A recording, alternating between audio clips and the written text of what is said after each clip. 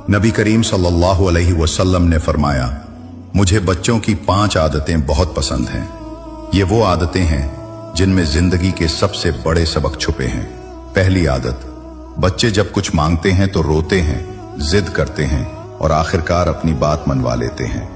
ये हमें सिखाता है कि अल्लाह से मांगो आंसुओं के साथ, आजिज़ी के साथ, क्योंकि रब कभी खाली हाथ नहीं लौटाता। दूसरी आदत, वो मिट्टी से खेलते हैं, गोया हमें बताते हैं कि गुरूर, दौलत और ताकत सब आखिरकार इसी मिट्टी में मिल जाना है। तीसरी आदत, वो झगड़ते हैं मगर थोड़ी देर बाद फौरन सुलह कर लेते हैं।